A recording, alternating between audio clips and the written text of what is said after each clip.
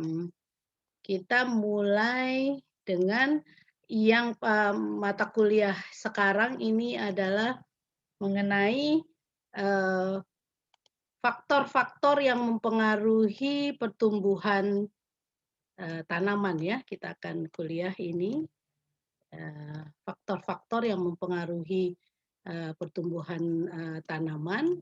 Ini faktornya kita bisa lihat, sudah kelihatan adik-adik?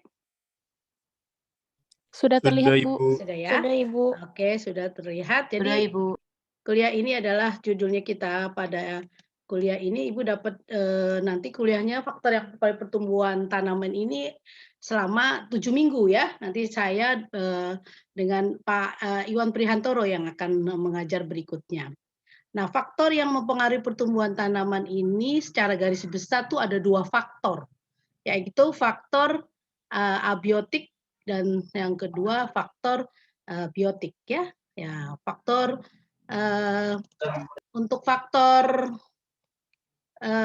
abiotik ini ada iklim ya, kemudian ada tanah. Jadi abiotik ini yang tidak, dia tidak growth, tidak tumbuh ya, jadi faktornya adalah faktor abiotik yaitu, yang iklim nanti akan dijelaskan faktor, cahaya matahari, kemudian bagaimana curah hujan mempengaruhi, kemudian suhu, angin, dan kelembapan, serta tanah ya.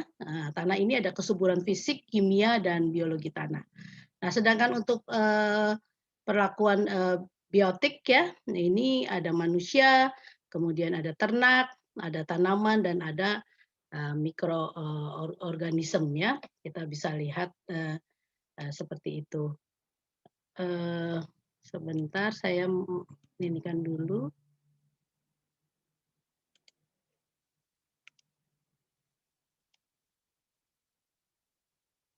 Kita mulai ini, kemudian, screen-nya kelihatan masih? Masih, Ibu. Masih ya? Terlihat, Bu. Kelihatan? Oke. Tunggu Ibu kok tidak kelihatan. Ini.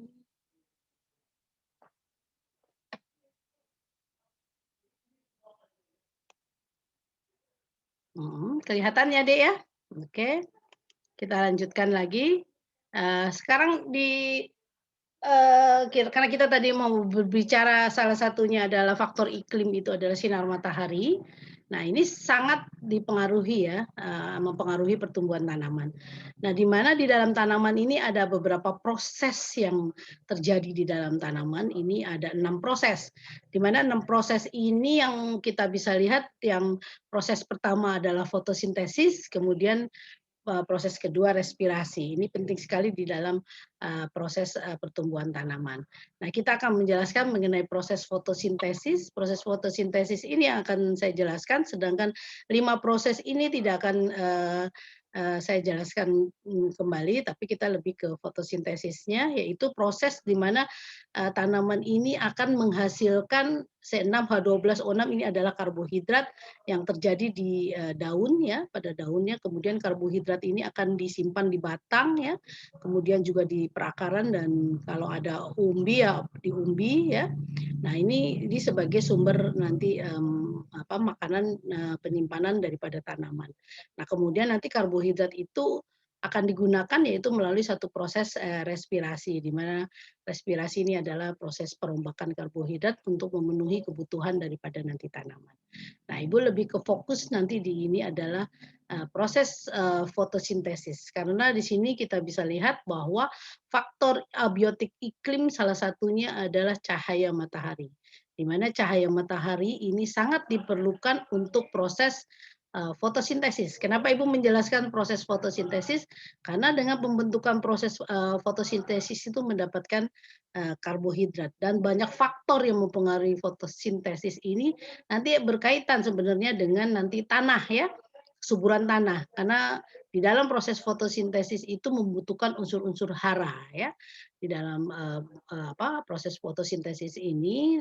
Nah, kemudian di dalam proses, fotosintesis ini saya akan, sangat dipengaruhi juga oleh, air ya, karena CO2 plus H2O itu adalah air, ini makanya kita mempelajari curah hujan ini distribusinya, penyebarannya ya di setiap tahun itu penyebarannya seperti apa dan intensitasnya. Jadi, tingginya jumlah air yang air ya dari curah hujan ini yang jatuh ke tanah ini jumlahnya seperti apa. Kemudian juga ada beberapa pengaruh daripada suhu, ini jelas pengaruh suhu ini sangat mempengaruhi, kemudian angin dan kelembapan. Nah ini, Ibu akan membahas kuliah Ibu ini adalah di iklim ya. Kita lanjutkan, jadi proses fotosintesis ini sangat membutuhkan cahaya matahari. Nah ini, peristiwa penangkapan energi ini berasal dari cahaya matahari oleh hijau daun yang kita sebut itu adalah, klorofil. Di mana di sini untuk, terjadinya proses pembentukan bahan organik atau yang biasa kita sebutkan di sini adalah, CH2ON ini adalah karbohidrat ya. Nah kemudian di sini perlu adanya CO2. CO2 ini adalah yang ada di udara ya. Kemudian H2O, H2O ini adanya di dalam tanah. Jadi air yang diperlukan di dalam tanah.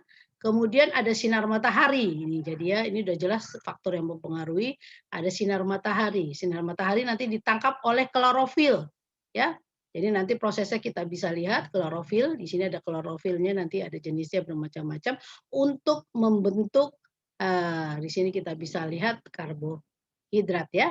Jadi nanti prosesnya seperti apa, terjadinya? Tentunya diawali oleh adanya sinar matahari. Sehingga sinar matahari ini, faktor utama ya, faktor yang mempengaruhi pertumbuhan daripada tanaman. Kalau kurang sinar matahari berarti nanti akan mempengaruhi proses pembentukan karbohidrat. Kalau sinar mataharinya kurang, otomatis pembentukan si karbohidrat ini juga akan menurun ya. Kemudian kita bisa lanjutkan ada klorofil ya. Nah ini prosesnya jadi ada CO2 dengan H2O dengan ada sinar matahari. Ya di sini ada klorofil membentuk seperti ini ya. Nah kemudian di dalam 1 tahun ini kita bisa lihat bahwa 0,7 dikali 10⁻14 kilogram karbon yang difiksasi melalui satu proses ya, fotosintesis itu akan membentuk tadi senyawa organik atau karbohidrat ya. Nah sumber C-nya itu dari mana? Sumber C itu dari bisa dari udara, sedangkan dari udara itu hanya 0,04%, jadi sedikit ya. Dari udara itu cuma 8 kali 10⁻14 kilogram C. Tapi kalau dari CO2 atau HCO3 ini dari, perairan, yaitu dari danau atau lautan ini tinggi ya, 400 dikali 10⁻14 kilogram C ya. Jadi ini sumber C-nya. Jadi sumber C ini sangat banyak di, udara ya, dan ini sangat diperlukan di dalam proses, fotosintesis. Kemudian ini ada sinar matahari. Sinar matahari ini merupakan radiasi elektromagnetik yang bisa ditangkap oleh mata manusia melalui secara visible ya. Nah ini kita bisa lihat sebenarnya cahaya sinar matahari ini kita lihat melalui satu cahayanya yang kita bisa lihat, ada warnanya. Nah ini warnanya seperti kayak kita melihat pelangi ya. Pelangi itu kan kelihatan ada merah, hijau, kuning ya. Nah ini, warna, pelangi ini, nah ini sebenarnya adalah, ekspresi daripada cahaya matahari melalui satu, ada warna ya kita bisa lihat. Nah ini dapat berjalan melalui media padat ya, kemudian juga, melalui, cair, udara dan, vakum ya, ini, sinar matahari. Nah sinar matahari ini ada, cahayanya ini mempunyai panjang gelombang, ada panjang gelombang yang pendek, ada panjang gelombang yang panjang. Jadi ini penting sekali nih sinar matahari dan kita bisa lihat gelombang mana itu yang paling baik untuk, proses, fotosintesis ya. Nah, kalau panjang gelombang yang bisa ditangkap oleh tanaman tuh antara 300 sampai 800 nanometer. Tetapi cahaya yang di sini, dari sinar matahari yang visible itu antara 400 sampai 740 nanometer ya. Nah, ini ada gelombangnya, jadi gelombangnya ini harus ditangkap nanti ya, kayak kita mau dengerin radio itu kan dituning ya, dituning dulu kita lihat gelombangnya berapa baru kita bisa ketangkap. Ini hampir sama seperti ini, jadi, untuk proses fotosintesis itu gelombang mana saja ya yang, bisa ditangkap oleh oleh, klorofil ya, tanaman. kita bisa lihat di sini gelombangnya, kita bisa lihat di sini ada beberapa gelombang daripada cahaya matahari. Ya, ini kaitannya dengan warna. Ini yang Ibu sebut tadi ya, melalui refleksi dari cahaya matahari dengan adanya apa namanya pelangi atau rainbow ini yang kita bisa lihat ada warna ultraviolet, kemudian ada violet, ada biru, ada hijau, ada kuning, ada jingga, ada merah, dan ada infrared ya. Ini ada gelombang yang pendek ya, dan ke gelombang pendek ini lebih kecil dari 400 kita di sini kita kategorikan sebagai ultraviolet, dan yang infrared itu yang lebih dari 740 untuk gelombangnya. Berikut juga dengan ini adalah frekuensinya ya. Semakin pendek ini gelombangnya, maka frekuensinya akan semakin tinggi dan energinya juga akan semakin tinggi ya. Semakin pendek gelombangnya, dia energinya akan semakin tinggi. Tapi di sini kalau semakin tinggi gelombangnya, ini energinya akan semakin lebih rendah. Dan kita bisa lihat nanti di gelombang mana yang paling bagus ya untuk proses fotosintesis ini adalah pada gelombang warna merah ya. Gelombangnya adalah 640 sampai 740. Ini di warna merah, ini adalah proses fotosintesis yang paling aktif ya di sini di gelombangnya. Kita bisa lihat ini visible spektrumnya ya. Nah, kemudian kita lanjut lagi, ini 400 sampai 700 nanometer itu kita sebut VAR, fotosintetik aktif radiasi ya. Nah, ini penangkapnya adalah klorofil. Klorofil ini ada dua jenis ya. Ada klorofil A, ada klorofil B. Klorofil A ini warnanya hijau kebiruan, sedangkan klorofil B hijau kekuningan.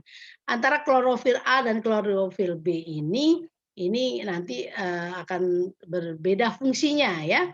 Nah, perbedaan klorofil A sama B itu hanya di atom H ya, kemudian juga dengan O, sedangkan N, Mg-nya ini sama ya, C-nya sama. Kita bisa lihat klorofil ini sangat dipengaruhi oleh N, berarti nitrogen, dan Mg, magnesium. Jadi kalau kita kekurangan unsur hara di dalam tanah, kekurangan nitrogen atau magnesium, Mg ya, ini akan sangat mempengaruhi warna dari klorofil.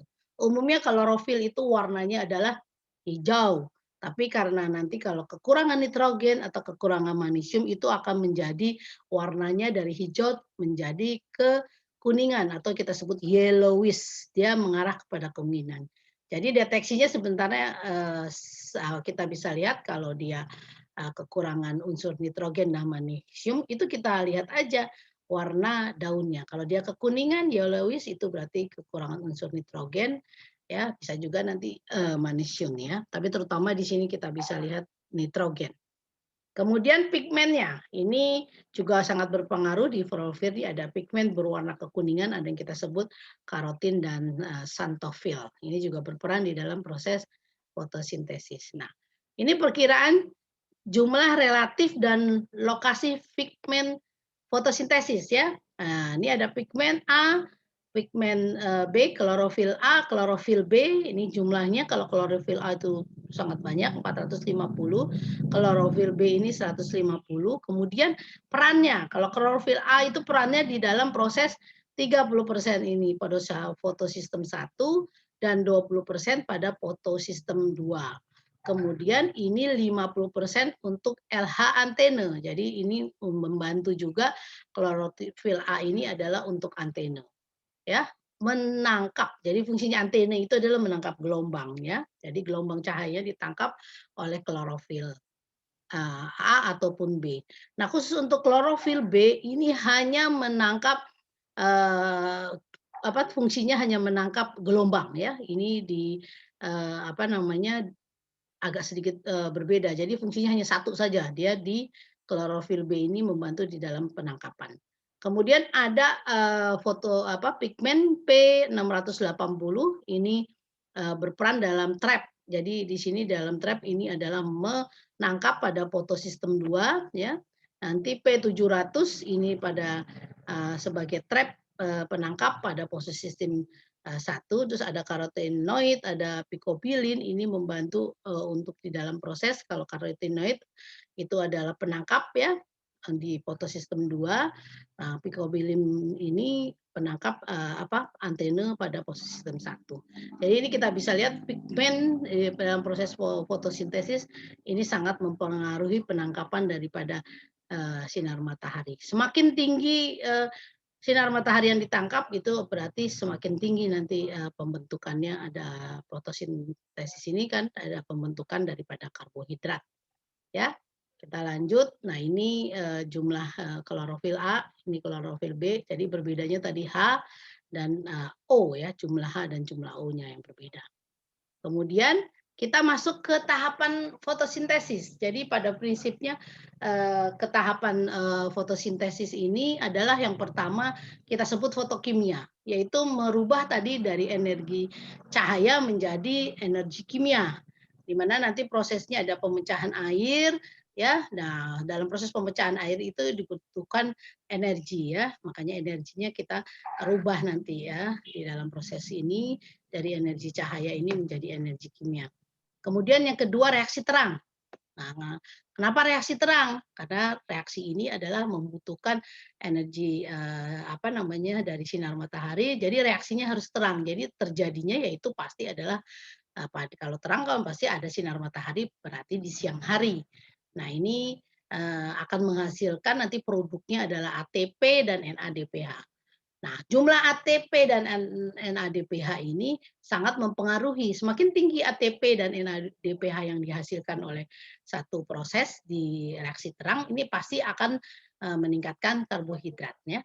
Karena ATP dan NADPH ini akan diperlukan dalam reaksi berikutnya, yaitu kita sebut reaksi gelap, yaitu metabolisme karbon. Jadi kalau di sini masih H2O yang digunakan, yang berikutnya reaksi gelap itu baru metabolisme karbon. Karbon ini yang nanti berperan di dalam, siklusnya ya, untuk pembentukan karbohidratnya. Nah ini tergantung dari jenis tanamannya, ada yang kita sebut tanaman C3, yaitu tanaman leguminosa, yang ini masuknya ke dalam siklus Calvin, kemudian ada tanaman C4, ini termasuk ke dalam, kelompok, Gramineae ya, ini siklus Hatch and Slack ya. Kemudian ada siklus CAM. Siklus CAM itu lebih mendekati ke siklus C4 ya. Ini ada beberapa siklus CAM ini seperti kapuk, nanas ya. Ini sangat diperlukan di daerah-daerah yang kering ya. Nah, ini 3 tahapan reaksi secara umum seperti ini ya. Nah, kemudian ini pertama kan tadi fotokimia. Jadi proses fotokimia ini adalah proses jadi penangkapan energi matahari ya, kemudian ditangkap oleh si klorofil. Nah, kemudian digunakan untuk pemecahan H2O ya. Nah, H2O-nya ini kemudian akan dipecah menjadi H+ dan O2 dan menghasilkan nanti elektron. Nah, di sini kita bisa lihat ya.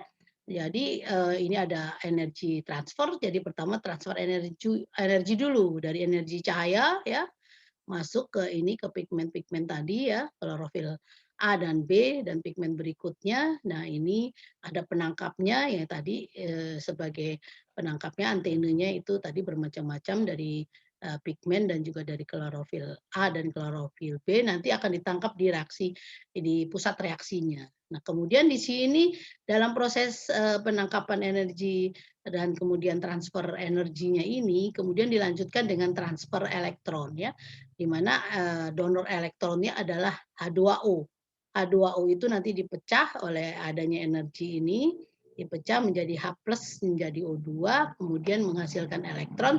Elektronnya ini akan ditangkap aseptornya nanti ini untuk proses berikutnya lagi yaitu pembentukan kalau di ini bisa ATP, NADPH dan berikutnya ada transfer elektron nanti diperlukan ya. Secara garis besar nanti di sini ada transfer nih ya, di sini transfer elektron, di sini transfer elektron yang diperoleh dari tadi elektronnya dari pemecahan H2O, hanya ini diperlukan untuk pembentukan NADP, hanya ini ya, jadi NADPH.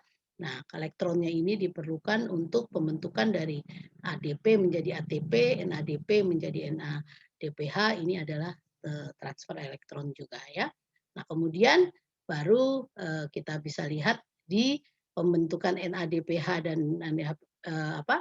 ini masuk ke dalam satu proses yang kita sebut reaksi terang ya nantinya. Nah, ini kita bisa lihat reaksi terang ya. Reaksi terang tadi diawali dengan reaksi Hill dulu, kita sebut reaksi Hill. Reaksi Hill itu adalah reaksi pemecahan H2O menjadi O2, kemudian ada H+ ya, jadi sebagai donor, nanti H2O ini sebagai donor H+ dan juga sebagai donor elektron ya. Nah, sedangkan H+ ini nanti digunakan pada reaksi terang untuk pembentukan ATP dan NADPH ya. Jadi donornya adalah H2O, donor elektron, sedangkan penerima elektron itu adalah ATP dan NADPH ya. Penerimanya ATP, AADP ya. Kemudian NADP+ itu penerima elektron nanti membentuk ATP dan membentuk NADPH. Nah, ini adalah satu proses yang kita sebut kayak N ya, ini N ini proses. Jadi ini adalah proses reaksi terang, diawali tadi penangkapan daripada energi sinar matahari, kemudian dibentuk energi ini merupakan energi dirubah menjadi fotokimia, memecah H2O ini menjadi H+ dan O2. Kemudian H2O ini juga akan mentransfer elektronnya, Kak, ya, mentransfer elektronnya nanti untuk proses berikutnya yaitu pembentukan NADP+ menjadi NADPH. Ya, hanya ini diperlukan ditambahkan di sini ya menjadi NADPH ya. Tapi di dalam proses ini ada proses fotosistem 2 ini di dalam proses transfer elektronnya ini nanti ditangkap dulu di fotosistem 2 dengan pigmen 680. Nah, pigmen 680 ini adalah merah ya, warna merah ini akan ditangkap oleh klorofil ya. Nah, kemudian ini akan dituju ke atas nih, kita inikan dan ini ditransfer ke atas, ini ada penerimanya, kemudian tapi di sini nanti lemah dan dia ditransfer elektronnya ini akan menurun. Nah, kemudian di sini di fotosistem lagi diperlukan sinar merah jauh ini yaitu ditangkap nanti oleh P700 untuk supaya bisa mentransfer elektron lagi dan ditangkap oleh P700 ini. Nah, ini strong reduktannya, jadi elektron ini bisa ditransfer sehingga pada reaksi terang ini bisa membentuk NADPH dan biasanya di sini nanti ada ATP yang akan menghasilkan juga ATP ya pada proses ini. Nah, ini secara garis besar ini ada videonya, nanti lihat sebagai pendukungnya. Silakan adik-adik membuka New LMS-nya dan melihat bagaimana fotosintesis elektron transport dan ATP sintesis ya untuk pembentukan daripada ADP dan NADPH ya. Ini pembentukan NADPH dan di sini nanti ada pembentukan ATP ya. Nah, ini kita bisa lihat di videonya pendukung.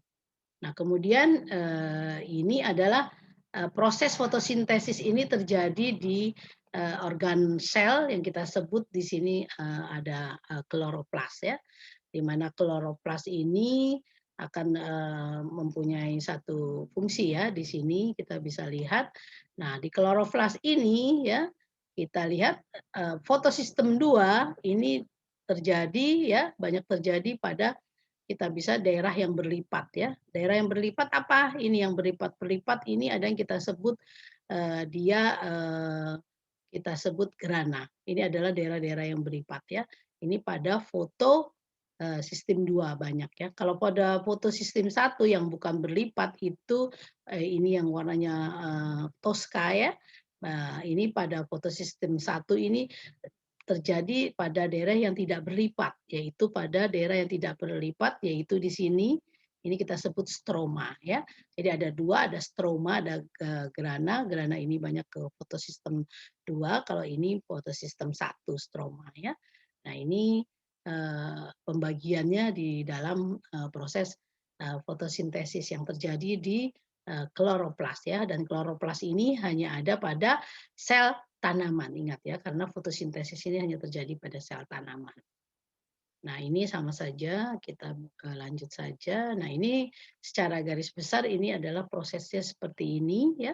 Pada proses reaksi terang ini terjadi 2 pembentukan produknya ya. Jadi kita membutuhkan H2O menghasilkan elektron ya, kemudian elektron ini akan ditransfer dan juga menghasilkan H+, di mana H+-nya ini nanti digunakan untuk pembentukan tadi NADP dan menjadi NADPH, ADP menjadi ATP.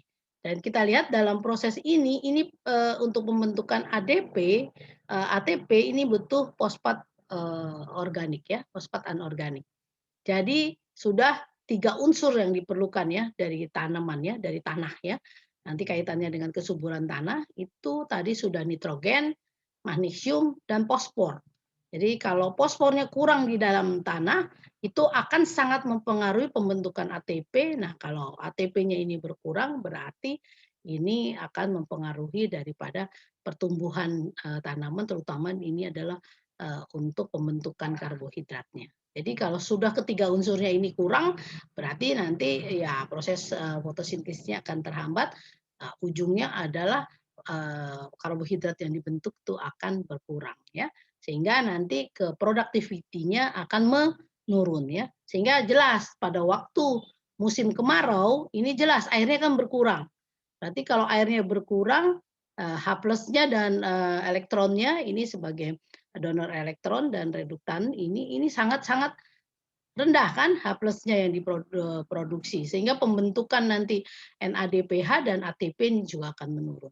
Kalau ini menurun berarti nanti ATP dan NADPH yang dibutuhkan untuk proses selanjutnya akan menurun sehingga jelas productivity-nya akan menurun ya. Sehingga pada waktu musim kemarau itu pasti productivity-nya menurun. Kecuali kalau tanaman itu disiram ya, dia teririgasi. Kalau teririgasi, ya ini cukup mendapatkan air konstan, itu tanaman tidak akan menurun produktivitinya ya. Ini jelas, jadi fotosintesis ini sangat membutuhkan daripada air. Nah, baru berikutnya adalah ini masih berikutnya ya, ini bagaimana pembentukan ATP ya. Ini berikutnya saya tidak ini. Masuklah ke reaksi gelap, yaitu di proses yang ketiga di dalam proses fotosintesis, di mana di reaksi gelap ini terdapat siklus yang berbeda-beda tergantung dari jenis tanamannya. Ada yang kita sebut dia sebagai tanaman C3, ada tanaman C4 dan ada tanaman CAM ya, yang antara tanaman C3 dan C4 ya. Di mana tanaman C3 itu adalah leguminosa ya, yang kita sebut dia sebagai slow growing, sedangkan tanaman C4 yaitu masuk ke dalam family Gramineae atau rumput-rumputan itu termasuk ke dalam golongan fast growing.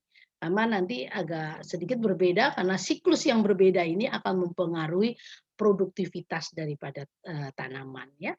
Nah, di sini kita bisa lihat ya, nih intinya tadi di reaksi terang, ini ada NADPH ya dan ATP yang dihasilkan pada proses reaksi terang. Nah, kemudian ATP dan NADPH-nya ini akan digunakan untuk pembentukan Triosa fosfat ini nanti akan membentuk karbohidrat ya. Jadi nanti di triosa pembentukan karbohidratnya ini baru karbonnya nanti yang dipecah, dibutuhkan ya. Jadi tahap reaksi terang itu adalah H2O yang penting ya, kemudian dia akan menghasilkan produknya ATP dan NADPH, kemudian ini digunakan untuk reaksi karbon atau metabolisme karbon ya. Pembentukan karbohidrat di sini baru terjadi karena ada proses nanti membutuhkan CO2-nya ya. Nah, CO2-nya baru dipecah nanti di sini. Kita lanjut ke metabolisme C ya tadi ya. Nah, metabolisme C atau metabolisme karbon ini masuk ke dalam reaksi gelap. Kenapa kita sebut reaksi gelap? Ini terjadinya bisa saja pada waktu tidak ada sinar matahari, jadi bisa terjadi di malam hari ya. Jadi kalau proses yang reaksi terang itu harus ada sinar matahari, yaitu jadi siang hari dari pagi ya sampai maghrib, jadi masih ada sinar matahari. Kalau mataharinya nggak ada ya metabolisme CO2 ini yang terjadi, yaitu di reaksi gelap.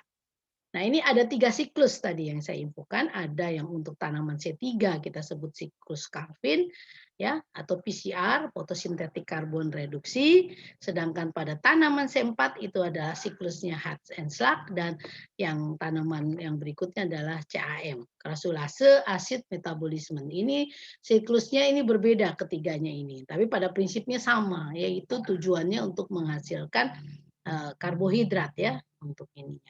Kita satu-satu lihat yang kita sebut siklus Calvin untuk tanaman metabolisme dan ini tanaman C3 yaitu tanaman leguminosa. Nah, ini penerimanya adalah dari CO2 itu RUBP. Rebulosa bifosfat penerimanya. Enzimnya Rubisco namanya. Enzimnya enzim Rebulosa bifosfat 15 ya. Jadi ini adalah enzimnya berbeda, substratnya juga berbeda ya. Nah ini kita bisa lihat CO2 ini akan menghasilkan 1 mol triosa. Tadi kan di sini kita akan membentuk triosa fosfat di sini ya. Nah untuk membentuk 1 mol triosa fosfat itu butuh berapa CO2. Jadi biasanya 3 mol CO2, 3 mol RUBP, 9 mol ATP dan 0 mol NADP. Ini menghasilkan 1 mol triosa. Jadi coba dibayangkan kalau ATP dan NADP-nya ini rendah, berarti berapa mol triosa yang dia akan dihasilkan. Ini jelas akan mempengaruhi proses fotosintesis ya. Nah, pada tanaman C3 ini nggak begitu tidak efisien ya, karena terjadi yang kita sebut proses fotorespirasi. Fotorespirasi, kalau tadi fotosintesis, kalau ini ada respirasi melalui terjadinya kalau pada siang matahari, ada sinar matahari. Di mana fotorespirasi ini itu juga menggunakan enzimnya yang sama, yaitu enzim Rubisco. Sehingga nanti enzim Rubisco-nya ini selain menangkap CO2 juga menangkap O2 untuk dalam proses fotorespirasi. Jadi terjadi persaingan ya di sini ya. Tapi kalau pada tanaman C4 tidak ada terjadi proses fotorespirasi ya. Kita lanjut ya. Ini proses Calvin ya. Nah, ini Calvin kalau kita bisa lihat ini prosesnya ditangkap oleh Rebulosa 15 bifosfat ya. Enzimnya kita sebut Rubisco. Nah, enzim Rebulosa bifosfatase ya. Kalau enzim kan ada ase-asenya ya. Nah, ini akan ditangkap. Nah, di sini ya. Nah, kemudian CO2-nya ini akan ditangkap oleh Rebulosa 15 bifosfat melalui satu proses yang kita sebut karboksilasi ya. Ya, membentuk 3 gliserat ya. Nah, ini kita sebut makanya prosesnya adalah karbosilasi, CO2 ditangkap oleh Rebulosa 1 fosfat membentuk 2 molekul dari fosfogliserat dan ini adalah intermediate yang stabil pada proses siklus ya. Nah, kemudian lanjutannya adalah 3 fosfogliserat yang sudah dibentuk ini akan direduksi menjadi gliserol 3 fosfat ya atau kita sebut di sini tadi triosa fosfat ya. Triosa fosfat kenapa kita sebut triosa berarti 3 ya. Nah, ini GDP ini akan terbentuk ya. Nah, GDP ini melalui proses yang kita sebut reduksi. Reduksi apa? Reduksi daripada tadi ya karbonnya ya. Nah, reduksi ini ya membutuhkan tadi ATP dan NADPH, di mana ATP dan NADPH-nya ini dihasilkan dari siklus yang sebelumnya ya, dari reaksi yang sebelumnya yaitu di reaksi terang ya. Nah, kemudian membentuk GDP. Nah, GDP ini akhirnya kalau di GDP atau kita sebut triosa fosfat ini adalah berlebihan ya. Nah, ini akan membentuk pati yang akan disimpan ya oleh tanaman dalam bentuk pati atau starch ini akan disimpan. Kalau sukrosa ini nanti diperlukan dalam proses metabolisme dia terlarut, jadi nanti dibuat proses pengiriman transportasi itu dalam bentuk sukrosa. Kemudian kalau dia berlebihan, nah ini akan disimpan dalam pati. Nah, di dalam proses ini triosafosfat ini juga ketiga nih, melalui satu tahapan berikutnya harus ada regenerasi. Regenerasi apa saja sih? Nah, ini regenerasinya diperlukan untuk regenerasi dari ribulusa 15 bifosfat atau yang kita sebut RUBP. Jadi RUBP ini harus diregenerasi ya. Nah, ini membutuhkan juga ATP ya untuk proses regenerasinya. Sehingga ini bisa nanti berjalan lagi memutar ya si ini siklusnya ini memutar dan ini sangat dipengaruhi oleh CO2. CO2 ini diperoleh dari udara ya, dari diambil melalui nanti ada yang kita sebut stomata ya. Stomata ini adalah satu proses untuk penyerapan daripada CO2 itu kalau penyerapan di akar H2O-nya, kemudian H2O-nya akan keluar melalui stomata melalui yang kita sebut transpirasi. Tapi CO2 ini yang akan ditangkap oleh stomata. Jelas ini adalah yang kita sebutkan dan ini proses metabolisme saya nggak jelaskan lagi, tapi pada prinsipnya ini nanti akan membentuk GDP, kemudian akan membentuk sukrosa dan atau pati. Nah, ini Ibu tidak jelaskan, ini satu-satunya prosesnya, tapi yang jelas ini ada enzimnya ya, rebulosa 15 bisfosfat karboksilase. Nah, ini yang dipentingkan ya, yang ini yang bersaing tadi ya, dengan proses respirasi pada tanaman C3 atau leguminosa. Tapi pada tanaman C4 enggak, karena penangkap CO2-nya itu beda antara tanaman C3 dan C4 ya. Kita lihat berikutnya. Nah, ini masuk ke fotorespirasi. Jadi di sini kita bisa lihat respirasi ini adalah proses perombakan daripada karbohidrat. Jadi karbohidrat yang ada ini dirombak oleh tanaman untuk bisa menghasilkan nanti kita perlukan adalah produknya nanti produk ATP yang kita hasilkan ya. Di mana proses daripada fotorespirasi ini ya. Jadi dia penangkapnya adalah sama di sini, ribulose 15 bifosfat. Jadi untuk respirasi perombakan karbohidrat ini nanti akan membentuk glikolat, kemudian nanti ada diperlukan lagi nanti pembentukannya, ada nanti glisin, kemudian perombakan serin. Jadi ini satu proses metabolisme yaitu di dalam proses fotorespirasi ini menghasilkan metabolit yang molekul-molekul intermediate yang sebenarnya adalah untuk proses nanti pembentukan protein. Ada alfa ketogluterat ya, ini produknya. Kemudian ada serin, glisin, ini merupakan satu asam amino. Sehingga kita bisa lihat bahwa pada tanaman yang C3 ini, walaupun dia di sini kita sebut tanaman yang slow growing, karena tadi penangkap daripada CO2-nya ini bersaing dengan fotorespirasi ya. Nah, kalau bersaing otomatis nanti perombakan atau enzimnya ini digunakan untuk proses fotosintesisnya nggak maksimal, tetapi bersaing dengan ribulusa.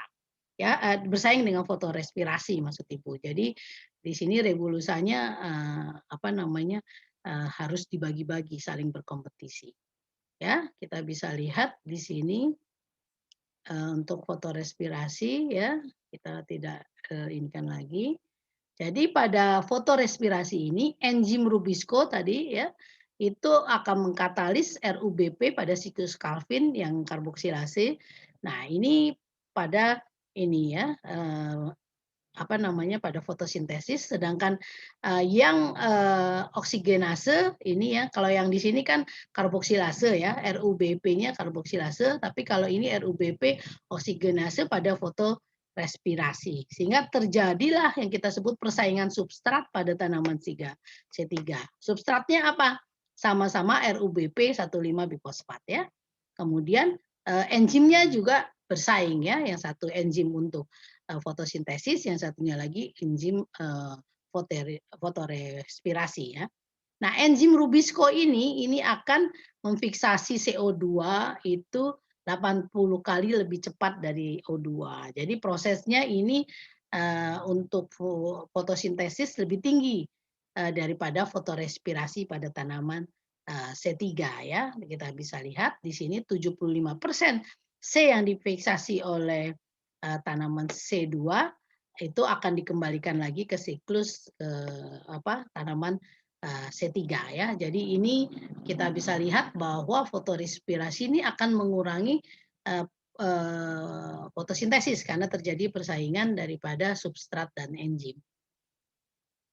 Nah, ini proses respirasinya dan ini kita lihat terjadinya ya. Nah, kalau proses fotosintesis pada tanaman C3 ini terjadinya di mesofil saja ya, di sini saja. Tetapi kalau ini ada bundle seed cell ya, ini mengkonsentrasikan CO2 ini pada tanaman C4 ada bundle seed cell-nya. Tapi kalau tanaman C3 tidak ada bundle seed cell-nya ya. Ini kita bisa lihat ya hanya ada mesofil saja. Nah, kemudian masuk ke siklus Hatch and Slack. Ini adalah siklus Hatch and Slack untuk tanaman C4 ya, untuk tanaman C4. Nah, ini ada empat tahapan ya. Nah, ini 4 tahapan kita bisa lihat dan ini terjadinya pada sel yang berbeda. Kalau tanaman C3 itu fotosintesis hanya terjadi pada sel mesofil saja. Tapi kalau pada tanaman C4, proses fotosintesis ini terjadi pada sel mesofil, ya. Kemudian dia akan ditransport atau dipindahkan ke lebih ke sel berikutnya yaitu di sel bundle cell atau kita sebut sel bunga karang, ya. Ini untuk mengkonsentrasikan CO2-nya di sini, ya. Jadi terjadi ini pemindahan sel ya. Jadi kemudian nanti akan masuk lagi ke mesofil selnya lagi. Nah, ini ada 4 tahapan. Tahapan yang pertama yang kita sebut di sini adalah fiksasi CO2, penangkapan CO2 melalui satu proses yang kita sebut karboksilasi. Nah, penangkapnya adalah fosfoenol pirufat ya pada tanaman C4 dan terjadinya di mesofil. Ini penangkapnya fosfoenol pirufat. Jadi berbeda ya. Kalau tadi pada tanaman C3 itu adalah bifosfat ya. Rebulusa B15 bifosfat penangkap atau substratnya ya, penangkap CO2-nya. Tapi kalau di tanaman C4 ini fosfoenol pirufat. Sehingga di tanaman C4 ini tidak terjadi fotorespirasi ya. Karena fotorespirasi itu membutuhkan enzim Rubisco ya. Jadi tidak terjadi persaingan di sini ya. Nah, kemudian kita bisa lihat ya, setelah CO2 ini ditangkap oleh fosfoenol pirufat, ini kemudian melalui satu proses yang kita sebut karboksilasi, dan ini jumlah atomnya ada 4, makanya kita sebutnya C4, karena jumlah C ya, C-nya ini ada 4, jadi kita sebutnya makanya tanaman C4. Ini akan ditransport ke bundle seed cell, ini C4-nya ya. Nah, ini masuk ke bundle seed cell. Ini masuk ke tahapan kedua, transport C4 ini masuk ke bundle seed cell, kemudian di bundle seed cell ini akan terjadi dekarboksilasi. Dekarboksilasi yaitu pelepasan dari karbon ya, dari C4 ya menjadi C3 ya, menjadi C3, kemudian di sini CO2-nya nanti digunakan untuk lanjut ke siklus Calvin untuk pembentukan daripada karbohidrat, dan selain itu molekul CO3-nya ini akan ditransport lagi ya ke mesofil yaitu pada tahap yang keempat yaitu melalui proses regenerasi. Karena di sini diperlukan regenerasi untuk pembentukan fosfoenol pirufat. Dan ini proses ini terjadi terus ya. Akan terjadi ada HCO2, ada CO2 ini selalu ditangkap dan ini terjadi pada reaksi gelap ya. Jadi ini proses pembentukan karbohidratnya ya. Kita bisa lihat ini prosesnya seperti ini sama tadi ya. ini ada CO2 dari ini ditangkap oleh fosfoenol purufat karboksilase karena prosesnya karboksilasi ya ditangkapnya nih oleh PP ya oleh PP kemudian fosfoenol purufat ini ya ditangkap ya kemudian dengan enzim PPO karboksilase. Ya, ini kita bisa lihat ini membentuk C-nya 4 ya. Di oksaloasetat ini kan 1, 2, 3, 4 ya. Nah, kemudian ini NADPH-nya tadi ya, ATP dan NADH-nya kan yang di proses reaksi terang. Ini digunakan dalam prosesnya ini membentuk malat. Ya, dari oksaloasetat membentuk malat. Nah, kemudian dari malat ini ya dipindah dia masuk ke bundle seed cell ya. Nah, ini setelah ini dengan malik enzim, nah ini kemudian masuk ke siklus Klavin untuk pembentukan karbohidrat, kemudian piruvatnya ini C3 ya. Ini tadi dari C4 dirobak dekarboksilasi ini menjadi piruvat, kemudian piruvatnya ini dikirim kembali ke mesofil membentuk tadi PEP ini ya, fosfoenol piruvat. Jadi ini adalah satu proses dari tanaman C4 ya. Nah, ini ininya proses reaksinya dari satu step ke step berikutnya. Nah, kemudian di sini energi yang dibutuhkan ya untuk konsentrasi CO2 di dalam bundle seed cell itu butuh 2 ATP per CO2 ya. Sehingga kita bisa lihat nanti neraca energinya ya antara tanaman C3 dan C4. Nah, di sini ada tipe siklus tanaman C4. Nah, ini Ibu hanya jelaskan aja bahwa di dalam siklus tanaman C4 ini ada lagi perbedaannya di enzimnya. Ada NADP malik enzim, ada PCK karboksinase, dan NAD malik enzim. Ini ada 3 perbedaan saja. Nanti ini tidak perlu Ibu jelaskan karena ini terlalu detail, tapi yang paling penting pada tanaman C3 ini, C4 ini dia lebih berbeda dengan tanaman C3 karena dia menggunakan tadi tanaman C4 ini ya, dia akan ada transport, jadi ada 2 sel ya, ada yang satu sel mesofil dan satunya lagi adalah sel bundle seed cell. Nah, ini ada 10 jenis yang terlibat untuk proses fotosintesis ya, kita bisa lihat, kemudian kita bisa lihat bahwa tadi tanaman C4 ini mempunyai ketahanan stomata yang tinggi. Jadi mampu membuka stomata lebih sedikit. Maksudnya di sini adalah tanaman C4 yaitu jenis-jenis Gramineae itu jauh lebih tahan terhadap kekeringan.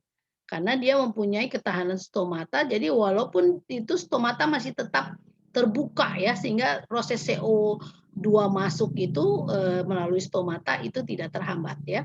Kalau pada tanaman C3 itu benar-benar ditutup ya, sehingga air itu tidak boleh lepas ya, karena melalui satu proses yang kita sebut transpirasi itu melalui stomata.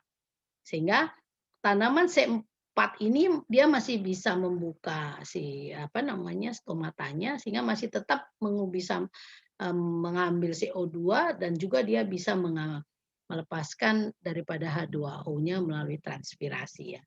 Nah, ketahanan stomata yang tinggi ini untuk mengurangi kehilangan air. Sehingga kita bisa lihat water use efficiency pada tanaman C4 itu lebih tinggi dibandingkan tanaman C3.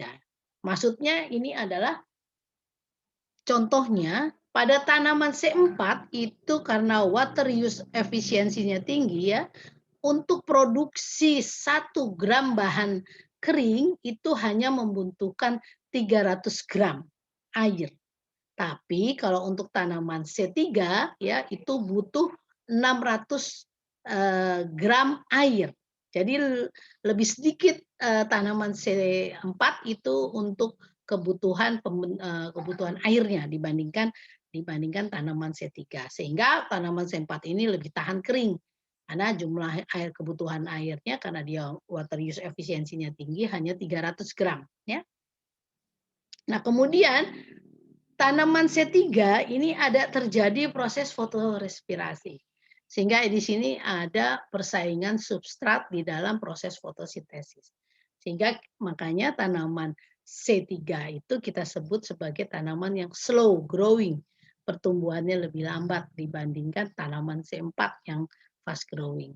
Karena tanaman C3 tadi substratnya itu dia berkompetisi dengan fotorespirasi, di mana fotorespirasi itu satu terjadi proses perombakan karbohidrat.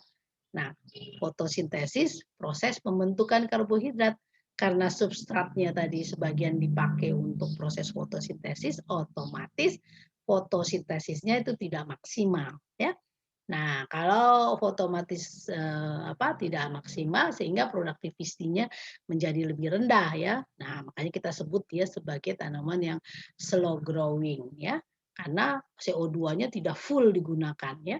Karena terjadi tadi energi pembentukan di dalam reaksi terangnya itu lebih sedikit ya. Bukan di reaksi terang ya, tetapi di reaksi metabolismenya ini menangkap CO2-nya ini bersaing dengan fotorespirasi. Nah, kemudian kita lihat neraca energinya ya. Nah, energi yang diperlukan untuk fiksasi CO2 tanaman C3 ini butuh 5 ATP dan 4,5 NADPH, sedangkan tanaman C3 hanya 5 ATP ditambah 2 NADPH. Jadi berbeda 2,5 NADPH-nya. Jadi lebih energinya ini lebih lebih sedikit dibutuhkan oleh tanaman C4 ya untuk untuk menfiksasi CO2 sehingga lebih efisien ya di dalam proses fiksasi CO2 sehingga makanya dia lebih fast growing, lebih cepat ya tumbuhannya. Nah, ini tanaman C3 dan C4 perbedaannya dia tidak ini ya, ini tidak ada yang kita sebut di sini bundle seed cell, di sini tidak ada bundle seed cell-nya, tidak ini kalau ini C4 dia ada bundle seed cell-nya. Jadi proses fotosintesis tadi yang terjadi pengkonsentrasian CO2 itu pada bundle seed cell. Ya. Nah, ini jadi tanaman C3 dan C4 ini ya mempunyai efisiensi fotosintesis yang lebih rendah karena enzim Rubisco-nya ini mempunyai peranan ganda untuk pengikatan CO2 dan juga pengaktifan oksigenasi pada proses fotorespirasi.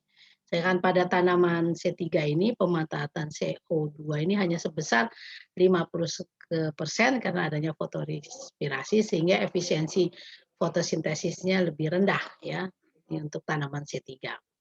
Kalau tanaman C4 ini mempunyai 2 tipe sel ya, yang kita sebut tadi terjadi di mesofil dan bundle seed cell sehingga CO2 yang dihasilkan ini ya dapat ditangkap kembali dan dipergunakan di mesofil. Jadi benar-benar memanfaatkan CO2 ini ya. Kemudian fiksasinya oleh enzim PEP karboksilase ya, fosfoenol pirufat karboksilase. Nah, ini afinitasnya lebih tinggi ya dibandingkan tanaman C3 karena kalau tanaman 3 enzim Rubisco-nya harus berbagi untuk proses fotorespirasi sedangkan pada tanaman C4 ya ini tidak ya, tidak terjadi. Kemudian kalau pada tanaman C4 ini kita bisa lihat ada pemisahan tempat antara reduksi nitrat dan NO2 dan NO3, tidak ada proses fotorespirasi yang terukur ya. Ini perbedaannya. Jadi tanaman C3 tadi tidak punya selendang pembuluh, tapi kalau pada tanaman C4 ada bundle seed cell-nya ya. CO2-nya ini pada siklus Calvin, kalau ini masuk ini di mesofil, kalau ini dia ditranslokasikan ke bundle seed cell ya. Rubisco-nya ada ikatnya lebih rendah, kalau ini PP-nya itu sangat kuat ya. Nah, ini tidak mempunyai PP, ini jelas. Kalau ini mempunyai Rubisco, ini hanya sangat sedikit ya. Adaptasi terhadap panas, kering, dan lembat ini pada tanaman C4. Jadi sehingga emang tanaman C4 gramine itu lebih tahan kering ya dibandingkan dengan tanaman C3 leguminosa ya. Fotorespirasi terjadi pada C3, tanaman C4 itu tidak ada fotorespirasi ya. Laju fotosintesisnya ini lebih rendah pada tanaman C3 dibandingkan dengan tanaman C4 ya. Fotosintesisnya, laju fotosintesis tanaman C4 itu lebih tinggi. Ya, ini optimum temperaturnya kalau tanaman C3 ini optimumnya nih antara range-nya ya, bukan optimum. Kalau optimumnya sekitar 25-an ya, 20-25 ini optimumnya untuk tanaman C3. Jadi dia butuh suhu yang lebih rendah. Kalau tanaman C4 ini karena dia senang yang terbuka, open, jadi suhunya itu bisa 30 sampai 45 derajat Celcius. Kalau CAM itu antara 30 sampai 35 ya. Kita bisa lihat kecepatan fotosintesisnya ini hanya 15 sampai 35, tapi kalau tanaman C4 40 sampai 80 ya. CAM hanya 3 sampai 8. Jadi ini kita bisa lihat bahwa tanaman C3 dan C4 ini kita sebut dia sebagai slow growing karena kecepatan fotosintesisnya rendah dibandingkan oleh tanaman C4 yang laju fotosintesisnya lebih tinggi sehingga kita sebut dia sebagai tanaman yang fast growing ya. Kemudian ini siklus CAM. Kalau CAM ini antara, jadi ini biasanya ini adalah siklus ini terjadi berbeda dengan tanaman C3, C4 ya. Justru pada tanaman ini kalau stomata ini terbuka pada malam hari ya, dark sini pada malam hari, sedangkan stomata tertutup itu pada siang hari. Umumnya kan stomata terbuka pada siang hari karena kita ingin terjadi proses transpirasi, jadi stomata harus terbuka, CO2 ini biar bisa ditangkap. Tapi kalau dia terbuka stomatanya pada siang hari itu kalau di daerah-daerah kering ini ya akan merugi karena dia harus mempertahankan air di daerah-daerah kering ya, di daerah-daerah arid gitu ya, di daerah-daerah seperti di Timur Tengah itu kan daerah-daerah gurun. Jadi air itu harus benar-benar dihemat. Contohnya makanya tanamannya adalah tanaman kaktus ya, itu termasuk dalam CAM. Kemudian tanaman nanas ya termasuk itu. Jadi maka ini adalah kaktus dan nanas itu adalah tanaman-tanaman yang tahan terhadap kering dan proses siklusnya seperti ini ya. Jadi berbeda, jadi terbalik ya. Kalau pada malam hari malah terjadi proses penangkapan CO2 ya oleh PEP karboksilase. Nih PEP karboksilase ini seperti tanaman C4 ya. Kemudian ini masuk ke dalam proses perubakan oksale. Nah, kemudian pada malam hari ini malatnya dimasukkan ke vakuola, disimpan dulu. Nah, kemudian baru pada siang hari malatnya ini ya. Nah, malatnya ini dari vakuola dikeluarkan. Malatnya baru melalui satu proses lagi terjadilah pada waktu siang hari justru malah terjadi pembentukan pati atau metabolisme daripada CO2 untuk pembentukan karbohidrat ya. Jadi ini sedikit terbalik ya dengan tanaman C3, C4 karena di daerah kering. Jadi dia makanya pembentukan ini pembentukan asam malat ini kan seperti tanaman C4 ya. Malat itu kan di tanaman C4. Nah, kemudian baru di sini diinilakan lagi ya. Dilepaskan di vakuola, dilepaskan baru proses metabolisme lagi. Jadi ini satu proses yang terbalik ya dibandingkan dengan tanaman C3, C4. Ini untuk yang kering ya, lokasi-lokasi yang kering. Oke. Untuk fotosintesis ini, faktor yang mempengaruhi laju fotosintesis itu pasti adalah konsentrasi CO2 di udara. Ini akan berpengaruh. Semakin rendah CO2 di udara ya berarti proses nanti metabolisme CO2-nya juga akan menurun. Suhu ya, ini sangat berpengaruh karena suhu tadi tanaman C3 akan lebih rendah dibandingkan tanaman C4 ya. C4 itu 30 sampai 45 derajat Celcius, tapi kalau suhu untuk tanaman C3 lebih rendah ya. Jadi kita bisa lihat. Kemudian pasti cahaya, air dalam tanah, kemudian kadar O2 di udara ini juga sangat mempengaruhi ya. Kemudian kandungan hara dalam tanah ini jelas ya. Kemudian kandungan klorofil. Tadi haranya aja jelas ada N, Mg, kemudian fosfor. anorganik. Kemudian di dalam proses itu juga ada nanti dibutuhkan ada Fe ya, ini perlu yang ada unsur hara mikro ya. Biasanya yang dalam proses ini yang Fe, Cu, Zn, Mn ini yang penting sekali di dalam nanti rantai respirasi sih itu yang dibutuhkan, tetapi ini ada Fe nanti yang dibutuhkan di dalam proses fotosintesis. Ya. Sebelum saya lanjutkan, ada pertanyaan, adik-adik? Silahkan bertanya atau saya lanjutkan. Adik-adik? Lanjutkan dulu. Lanjutkan dulu saja ya. Oke. Iya. Setelah proses ini terjadi, ya semua fotosintesis terbentuklah fotosintesis. Nah, fotosintesis terjadi, terjadilah pembentukan karbohidrat, ya. Nah, karbohidrat itu tadi ada 2 ya, karbohidrat itu tadi nanti karbohidrat itu kalau dia digunakan itu dalam bentuk sukrosa, tapi nanti kalau dia akan disimpan itu dalam bentuk pati. Nah, ini diatur sukrosa saja karena ini diperlukan metabolismenya. Jadi ini tidak boleh disimpan. Maka ini ada sintesis daripada pati dan sukrosa ini berkompetisi prosesnya ya, dan ini terjadinya di kloroplas ya, dan terjadi di sini ini kloroplas ya, dan juga sitosol. Jadi ini dua organel daripada sel yang diperlukan. Kalau sitosol ini kan dalam selnya, kalau kloroplas ini di dalam organ selnya kan, organ sel itu ada kloroplas, nanti ada mitokondria. Tapi kalau sitosol itu kan cairan selnya, cairan sel ya, di mana cairan sel itu nanti terjadi proses metabolisme ya. Nah, bila pada waktu fosfat anorganik ya, konsentrasinya ini tinggi ya di sitosol ya. Di sini di sitosol, kemudian fosfat daripada anorganiknya konsentrasinya tinggi, maka kloroplas yang ini triofosfat, jadi di sini ada triosafosfat ya.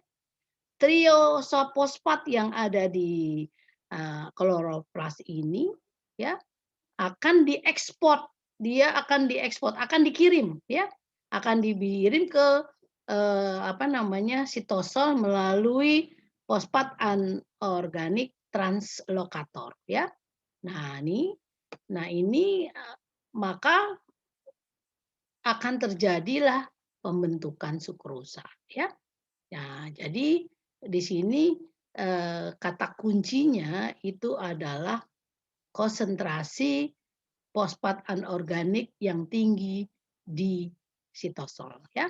Dan kebalikannya nanti ya, apabila sitosol fosfat anorganik konsentrasinya di sini rendah ya, ini berarti ini fosfat anorganiknya rendah, berarti ini tidak dibutuhkan nih sukrosanya. Jadi ya, sukrosanya tidak diperlukan untuk proses metabolisme. Jadi maka di sini kita bisa lihat triosafosfat yang ada di kloroplas ini ya. Jadi kita bisa lihat triosafosfatnya ini yang ini akan dibentuk ya, digunakan untuk prosesnya berikut di sini akan terjadi pembentukan pati. Jadi intinya itu adalah di fosfat anorganik. Jadi kalau fosfat anorganik ini tinggi akan di dalam sitosol ya, akan membentuk sukrosa. Tetapi kalau fosfat anorganik ini rendah pada sitosol ya, ini maka triosafosfatnya ini akan membentuk pati ya. Kalau tinggi triosafosfatnya ini akan dikirim membentuk sukrosa. Ini adalah salah satu cara pembentukan sintesis pati dan sukrosa ya.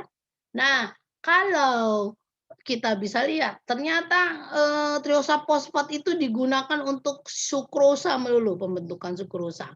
Tidak terjadi pembentukan pati. Nah, ini kita bisa lihat balance dari nanti fotosintesis dengan respirasi itu nanti sangat ini ya, kita bisa lihat lebih banyak sukrosa itu digunakan terus ya tanpa ada ini ya. Jadi si apa namanya proses fotosintesisnya itu tidak bisa disimpan. Nah, ini juga akan merugikan bagi tanaman. Berarti produktivitinya rendah karena dia harus selalu ada pati yang dihasilkan untuk nanti perkembangan berikutnya ya.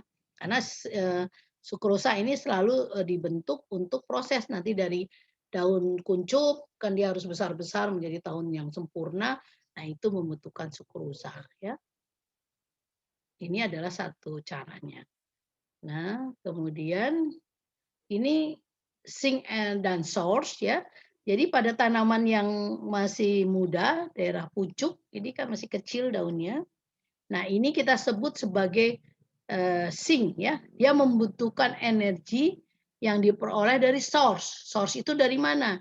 Tanaman yang sudah daunnya terbentuk sempurna sehingga dia bisa menghasilkan karbohidrat dan karbohidratnya nanti ditransport dan dikirim ke daun yang lebih kecil yaitu di pucuk.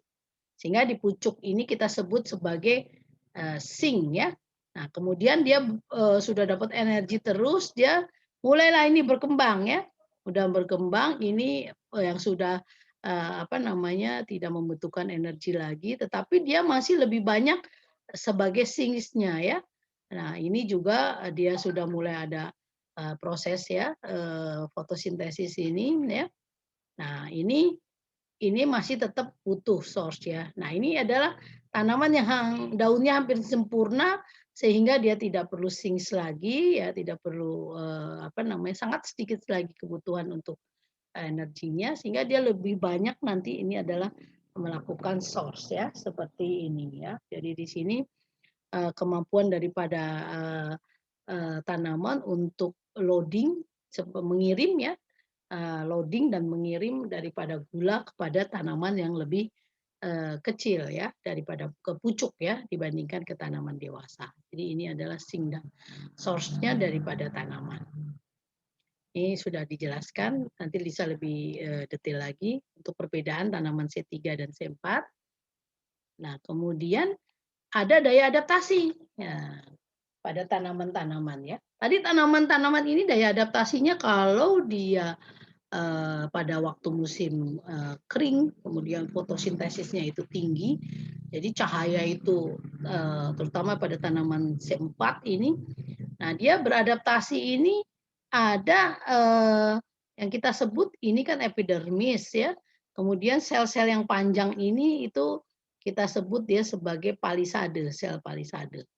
Nah ini pada tanaman yang apa namanya sinar mataharinya ini terekspos ya seperti tanaman C4 ini palisadenya memanjang ya pada tanaman yang terekspos matahari ya. Tapi kalau tanaman yang di bawah naungan itu palisadenya akan kecil-kecil ya. Nah, ini palisadenya akan kecil-kecil ini pada tanaman yang ternaungi ya. Jadi yang tidak suka sinar matahari. Nah, ini indikasinya bahwa nanti kalau tanaman yang tahan kering itu biasanya daunnya lebih tebal. Ya, dia lebih tebal karena palisadenya dia memanjang. Tapi kalau tanaman yang di bawah naungan itu daunnya lebih tipis. Tapi dia lebih melebar ya, lebar daunnya itu lebih lebar. Tapi kalau tanaman yang suka sinar matahari itu tanamannya akan lebih sempit daunnya. Tapi dia tebal ya, tebal. Karena kalau tanaman ini supaya dia supaya menjaga supaya palisadenya ini kan di palisade tadi ya, kita bisa lihat palisade ini, kita lihat di sini ya. Ini palisadenya ini nanti untuk apa namanya, meng-cover supaya suhu itu meredam suhu supaya tidak ke organel lagi yang lain, seperti contohnya nanti ke proses apa, ada sel mesofil, kemudian organel kan ada mitokondria, ada yang lain-lainnya ya, di sitosol juga nanti ada proses reaksi apa namanya, metabolisme di mana ada enzim di mana enzim ini tidak tahan terhadap kepada suhu tinggi ya. Jadi dengan suhunya yang tinggi akan terjadi denaturasi. Makanya kalau pada daerah yang suhunya tinggi karena sinar mataharinya terekspos terus, ini sel palisadenya akan lebih panjang ya. Ini adaptasi tanaman ya. Jadi lebih tebal nanti daunnya. Tapi dia lebih sempit lebar daunnya. Kalau tanaman yang ini lebih tipis tapi dia lebih lebar karena kalau di bawah naungan justru dia cari energi cari cahaya matahari sehingga maka dia lebih lebar ya supaya dia bisa lebih banyak menangkap sinar matahari. Ya, ini contohnya seperti ini. Jadi ini palisadenya jadi bisa lebih sel palisadenya ini yang memanjang ya supaya ini bisa melindungi daripada enzim-enzim melalui satu proses ya nanti di yang ada ya. Kemudian adaptasi yang berikutnya adalah ini kloroplasnya. Ya, kalau pada gelap, kloroplasnya ini kondisi gelap, jadi sinar mataharinya itu adalah rendah ya. Nah, ini dia akan menyebar. Ya. Tapi kalau dia sangat kuat, dia ada di pinggiran daripada sel ya, di pinggiran dari sel, jadi dia tidak menyebar ya. Kalau dia lemah, ya ini agak lebih menyebar ya. Tapi kalau yang benar-benar gelap ini menyebar ya. Kalau ini ke tengah ya, kalau ini agak ke tengah, kalau ini malah ke pinggir daripada sel. Ini daya adaptasinya ya. Kemudian ininya angel. Angel itu titik sudut ya, daun ya. Titik sudut daun kita bisa lihat ya. Kalau dia tanaman yang dia ini dia akan menantang sinar matahari ya. Dia akan menantang sinar matahari, tapi kalau dia sudah mataharinya tinggi, dia merubah. Caranya merubah itu menggulung daunnya ya.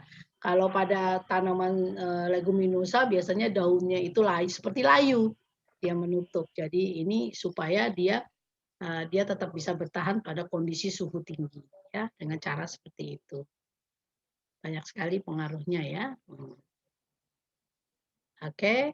Nah, kalau radiasi ini terhadap pembungaan, nah ini foto periode ya.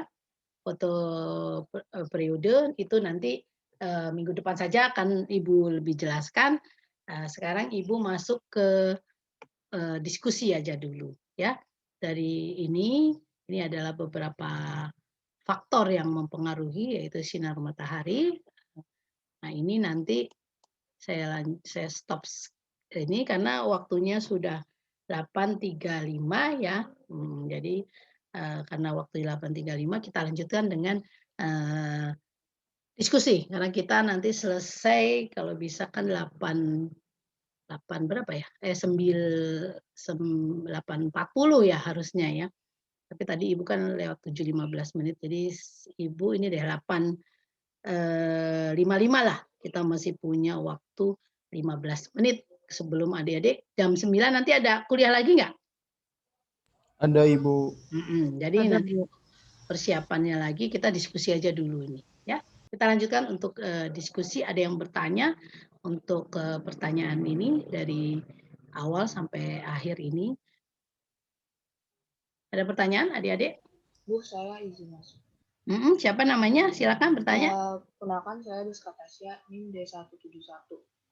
Saya ingin bertanya, Bu. Saya masih agak bingung yang siklus yang efek fotorespirasi itu sebenarnya fotorespirasi itu untuk tanaman C3 atau tanaman C4 ya, Bu? Makasih, Bu. Fotorespirasi itu untuk tanaman C3, leguminosa. Karena tadi untuk menangkap respirasi itu kan proses perombakan karbohidrat. Proses perombakan karbohidrat itu membutuhkan oksigen, ya, O2. Untuk penangkapan oksigen ini enzimnya itu sama, ya, dengan proses fotosintesis, yaitu Rubisco. Jadi pada tanaman C3 itu ada persaingan dua proses karena sama-sama Rubisco ya yang menginikan ya, yang menangkapnya itu RUBP, ribosa bifosfat. Jadi sama-sama penangkapnya RUBP. baik itu pada proses fotosintesis maupun pada proses fotorespirasi. Sehingga di sini terjadi persaingan karena substratnya sama. Otomatis nanti jumlah fotosintesisnya itu pasti akan lebih rendah, ya, makanya kita sebut dia slow growing pada tanaman C3 atau yang biasa kita ini kan adalah pada tanaman leguminosa, ya. Slow growing, jadi tumbuhnya akan lebih lambat. Efeknya adalah produktivitas bahan keringnya itu akan menjadi lebih rendah dibandingkan dengan tanaman C4, ya. Jelas, Desa? Kalau tanaman C4 yaitu rumput-rumputan, yaitu golongannya masuk ke dalam famili Gramineae, dia penangkapnya adalah fosfoenil piruvat untuk CO2 pada proses fotosintesis. Tidak ada proses fotorespirasi. Jadi benar-benar CO2-nya itu dipakai untuk hanya proses fotosintesis. Sehingga kita sebutnya dia laju fotosintesisnya lebih cepat, lebih tinggi, ya, sehingga ya tanamannya ini produktivitinya juga lebih tinggi, jadi produksi bahan keringnya lebih tinggi. Kayak kita sebut juga dia sebagai tanaman yang fast growing, pertumbuhannya cepat, gitu, ya. Itu Desa, oke, ya, Bu. jelas? Ya, Bu, sudah jelas. Terima kasih banyak, Bu. Ya, ada lagi pertanyaannya, Izin adik-adik? bertanya Ibu, Ya, silakan Wiko. terkait proses fotosintesis sendiri kan tadi jelaskan dari pada daun. Nah, untuk kayak tanaman yang misal kita pengen tanam terus kita ambil batang lalu kita tanam ke tanah, itu proses fotosintesisnya bagaimana ya Bu? Maksudnya gimana di dalam Batang kan misalnya kalau misalkan kita menanam juga pakai batang, bisa pakai ya, batang ditancapkan. Nah, itu proses fotosintesisnya bagaimana Bu? ya. Jadi kita kan kalau menanam itu pakai contohnya rumput gajah, kita pakai stek batang, ya. Nah, stek batang ini kan kita tancapkan. Apakah dia bisa mulai berfotosintesis? Belum bisa, karena fotosintesis itu terjadinya pada daun, khususnya pada helai daun. Kan daun itu ada pelepah daun yang melingkari batang, ada helai daun. Nah, di helai daun yang sudah tumbuh tadi sempurna, itu dia proses baru bisa terjadi proses fotosintesis. Jadi adanya di daun. Nah, pada batang itu kan belum ada daun. Makanya batangnya itu kita tancapkan, kemudian nanti dia akan berproses, ya. Nah, karena ada airnya, kemudian dia akan keluar akar dulu. Biasanya kan di batang itu ada buku. Buku itu ada tunas. Nah, tunasnya ini kemudian sebaiknya makanya bukunya itu satu masuk ke dalam akar supaya nanti bukunya ini masuk ke dalam tanah maksudnya. Sehingga atau di atas permukaan tanah. Sehingga nanti keluar akarnya, akar masuk ke dalam, nah akar ini akan menyerap air, ya, kemudian akan menyerap air. Nah, prosesnya dia itu dari mana energinya? Energinya itu tadi dari proses respirasi. Karena respirasi itu adalah merombak karbohidrat. Nah, pada batang itu karbohidratnya dari mana? Tentu karbohidratnya ada pada batangnya itu sendiri, disimpannya. Karbohidrat yang ada di batang itu direspirasikan dulu untuk mendapatkan energi. Energinya ini diperlukan untuk dia membentuk akar dulu.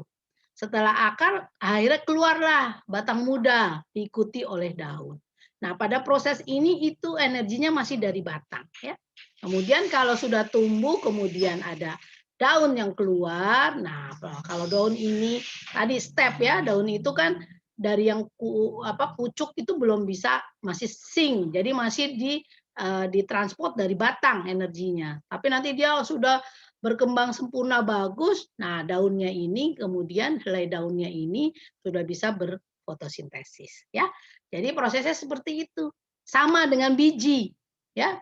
Kalau biji itu dia harus berespirasi dulu karena respirasi itu dia dari bijinya ini, terutama kita bisa lihat ada endosperm. Endosperm itu mengandung pati. Nah, kemudian prosesnya adalah terjadi imbibisi. Imbibisi itu adalah menyerap air, kemudian nanti keluar itu ada calon batang, calon akar yang kita sebut radikel, kemudian ada calon batang dan calon daun. Pertama akar dulu. Nah, akarnya ini kemudian digunakan untuk menyerap air, kemudian menyerap unsur-unsur hara, kemudian muncullah batang, kemudian baru ada daun. Nah, kalau sudah daun sempurna ini bisa berproses fotosintesis dengan sempurna, baru bisa menghasilkan karbohidrat. Ya, jadi seperti itu. Jadi makanya pada awal-awal pertumbuhan itu perlu adanya prosesnya adalah respirasi. Karena proses fotosintesis itu terjadinya harus pada daun yang sudah mekar ya, sudah tumbuh dengan sempurna. Seperti itu Wiko, jelas? Baik Bu, terima kasih. Ada lagi adik-adik? Pertanyaannya? Ibu izin bertanya, Bu. Ya, silakan Salwa. Perkenalkan, nama saya Salwa Mumtazah di D136. Terkait dengan pemberian pakan begitu, bukan tadi dijelaskan bahwa leguminosa itu dia lebih slow growing dibandingkan dengan rumput begitu, Bu. Namun kandungan nutrien dari leguminosa itu kan lebih tinggi dibandingkan dengan rumput. Nah, itu pemberian pakannya seperti apa ya, Bu, yang efektif? Gitu ya. Jadi gini, karena leguminosa itu adalah nutrisinya tinggi. Kaitannya kalau nutrisinya tinggi itu kita lihat ya itu dari kandungan proteinnya, ya.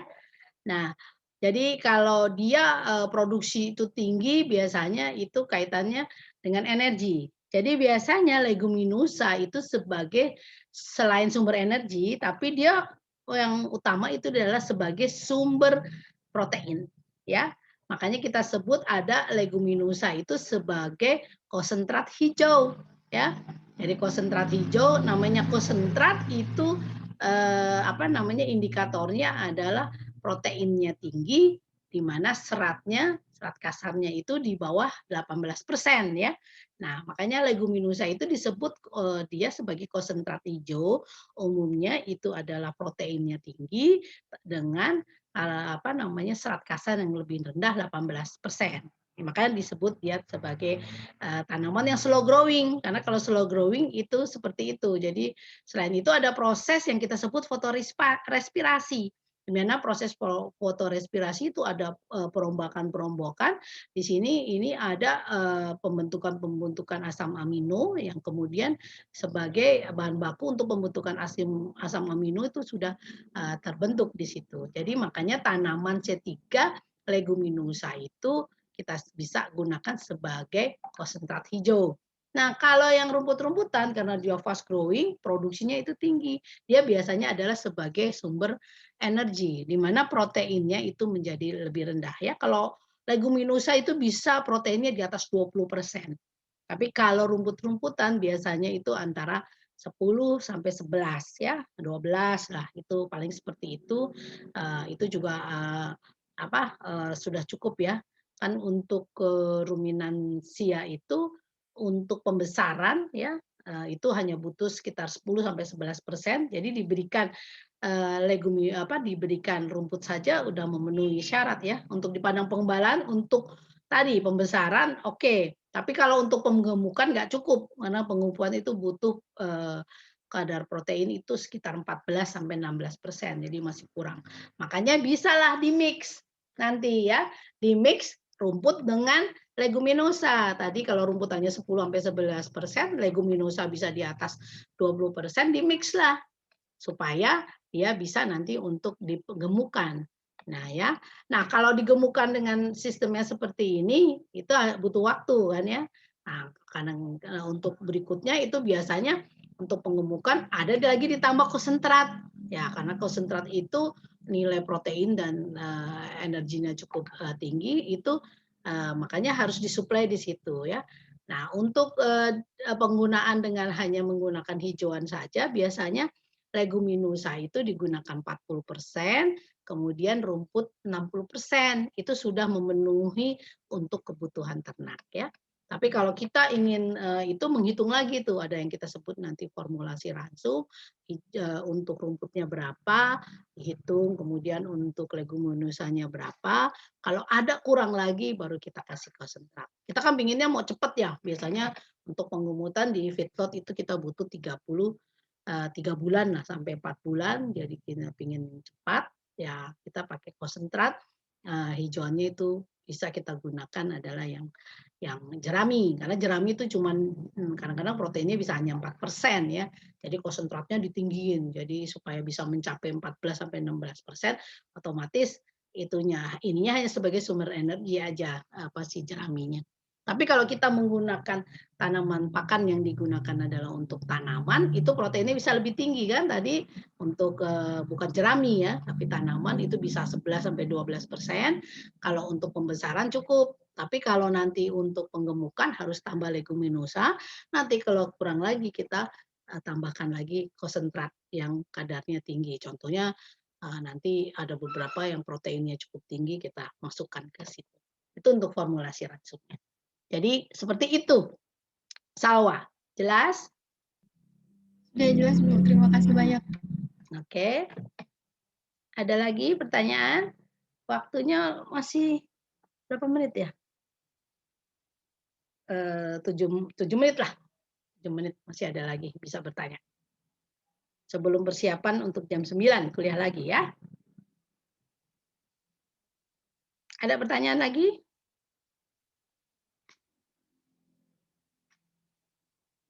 Kalau tidak ada, Ibu